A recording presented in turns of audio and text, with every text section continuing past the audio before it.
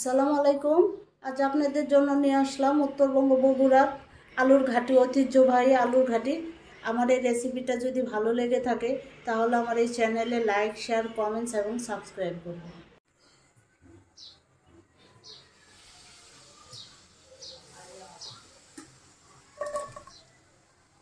পেঁয়াজ দিয়ে দিলাম, তেজপাতা,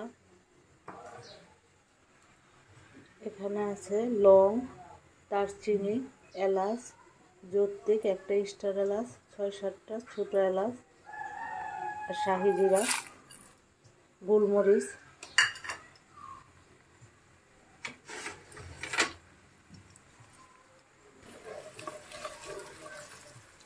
ভেজে নেই।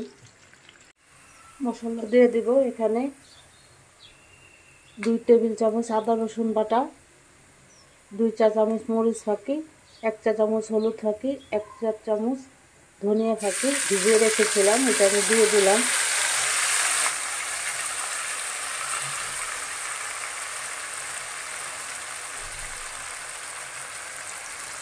ঘাটিতে একটু দিয়ে দিব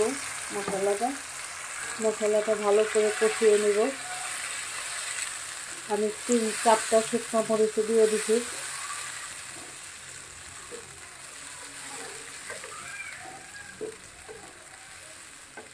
মশলাটা কষানো হোক, মাংসটা কষানো হয়ে গেলে এখন মশলা কষানো হয়ে গেছে, এখন মাংসটা দিয়ে দিচ্ছি, গরুর মাংসটা।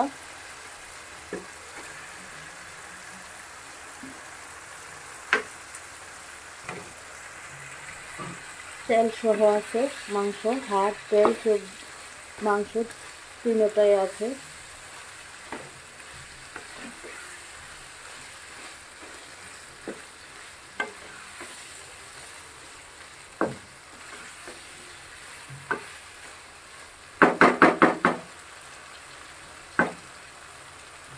মাংসটা কষানো হোক, লবণ দিয়ে দিব পরিমাণ মতো।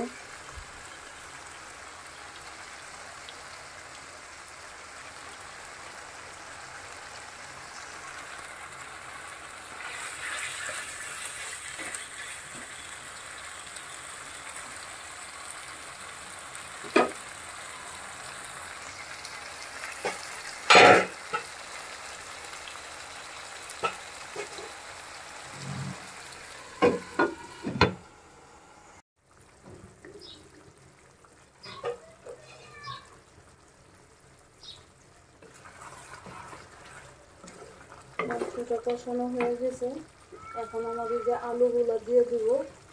আমি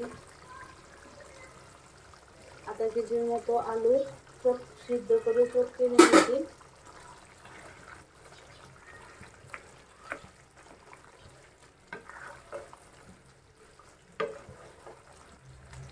আলুটা এখন মাংসের সাথে একটু কষাই নিব।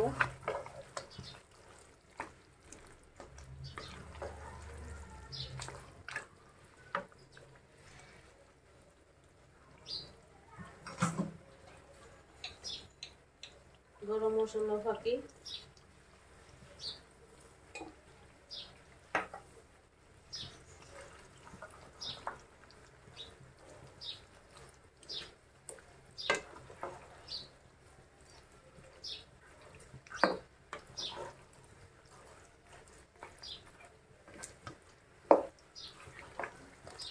উত্তরবঙ্গের এই আলুর ঘাটিটা খুব টেস্টি, অনেক স্বাদ।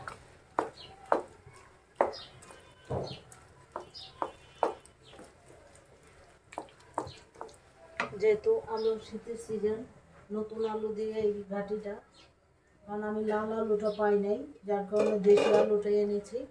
এখন আমি গরম পানি দিয়ে দিব।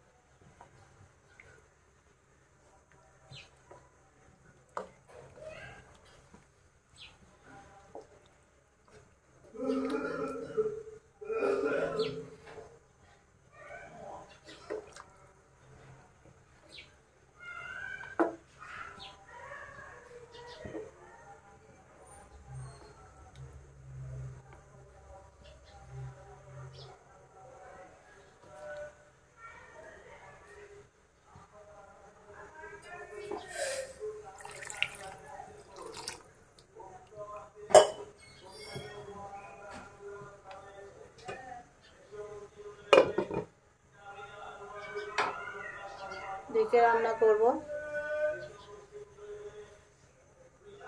25 থেকে 30 মিনিট। মাঝে মাঝে আমি একটু নাড়াচাড়া দিয়ে দিব।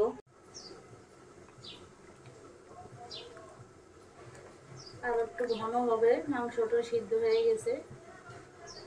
উত্তরবঙ্গের আলুর ঘাটিটা খুব স্বাদ, কি যে স্বাদ না খেলে বোঝা যায় না। আমি আরো 2 দিন রান্না করলাম, দেখলাম যে অনেক স্বাদ, যার কারণে আমি আবার আজকে আপনাদের জন্য নিয়ে আসলাম। হয়তো বা তাদের মতো অনেক পারফেক্ট হবে না, তারপর আমি খেয়ে দেখলাম যে না, খুব স্বাদ হয়েছে।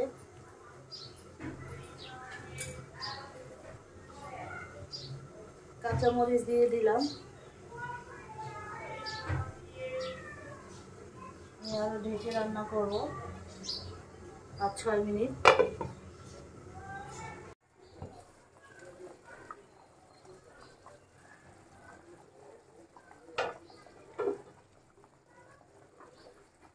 জিরা ফাঁকি দিয়ে দিব।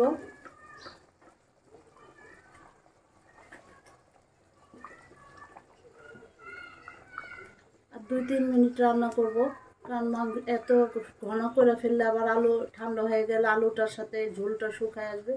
আর 3-4 মিনিট রান্না করব। আসছি 3-4 মিনিট পর।